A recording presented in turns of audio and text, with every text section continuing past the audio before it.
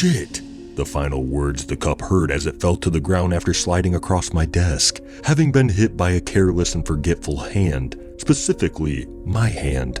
I always put my cup of water to my left as I sit down, but on this particular day, I had placed it on my right, a seemingly small, insignificant decision which would have had no impact on anybody's day whatsoever, unless you instinctively assume the space to your right is empty, as it usually would be, and therefore allow your mind to ignore any object that may be there, which is exactly what I did. I looked down, I heard no impact hit the floor, nor did I see anything there. The motion of movement hurtling downward seemed to have fizzled from existence as I paid attention. For a moment, I almost considered that it may have been a false movement from the corner of my eye, a fault of my mind's design, seen every day by everyone. But no, I had definitely felt and heard my hand hit something. A simple glance at my desk, both sides, confirmed that my cup had left the surface. I stood up, checking under the desk. When that yielded no change, I took a peek under my chair. No cup,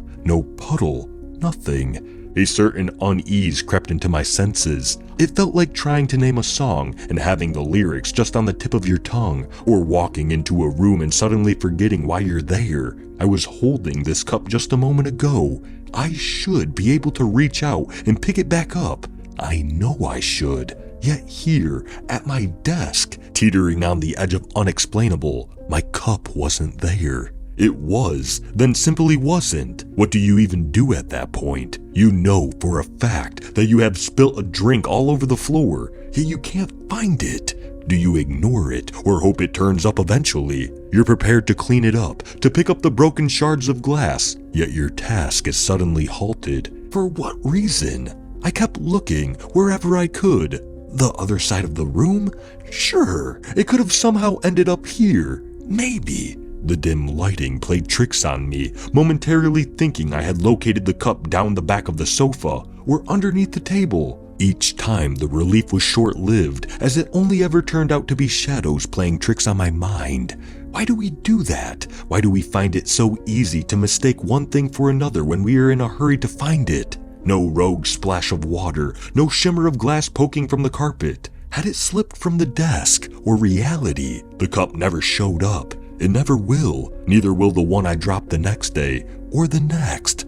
Before this, I don't even remember the last time I had dropped a cup. It's not something I make a habit of, but now it was happening daily. Perhaps my brain, subconsciously so, had locked onto this experience. Perhaps I needn't even wonder. I'd been telling everyone about the strange event, and it had been on my mind a lot. In hindsight, I guess I was aware of how focused on it my mind had become. Each time the cup disappeared, just as it had the first time. Each time, however tightly I held on to it, however careful and mindful I tried to be, it happened.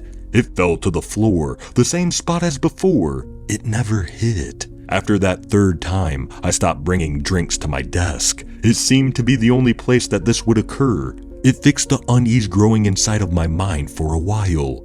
Question: what happens if you don't feed a beast? Answer: it goes hunting. I had been sitting at my desk for an hour as I reached to my left for a cup of water. Empty air brushing through my fingers, and my brain, instinctively as ever, had forgotten that I no longer bring drinks to my desk. Getting ready to stand up and go quench my thirst, I was paused by a strange noise. A groan, a rumble, a whine. A mix of all three might be the best way to explain it. It seemed to croak through the house, beneath every floorboard and behind every wall. The silence that followed was as uncomfortable as the sound. Still confused by what I had heard, another one of my senses was thrown off next. A strong, familiar smell, akin to a wet dog, moisture trapped in the air, now filling the house with its aroma. Hearing the noise again, I stepped into the hallway. The smell was weaker here, and the sound suddenly felt distant. I felt again like I was searching for something that wasn't there.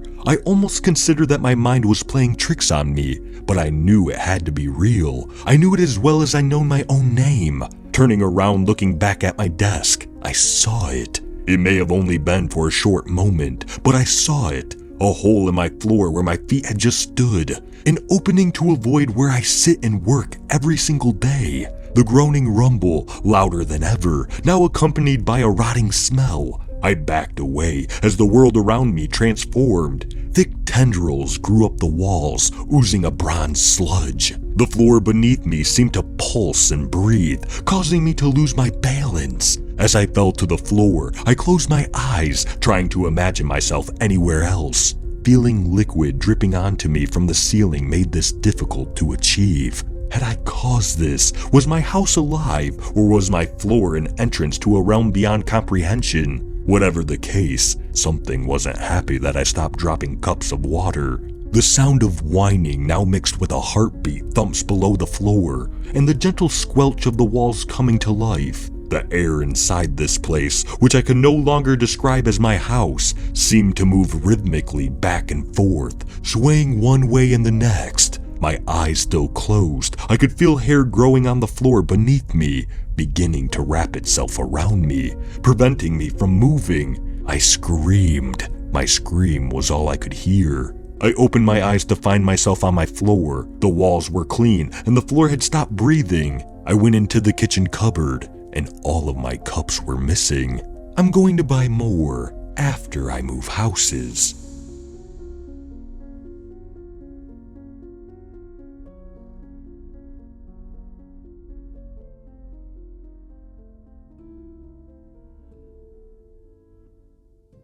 Thank you for listening to I Dropped a Cup on the Floor and Never Found It by Ben Wooding. If you enjoyed this story, please leave a like. And if you enjoy hearing stories from me, please subscribe and become a resident of Hill Street and let me know how I'm doing in the comments. And I hope all of you have a fantastic night.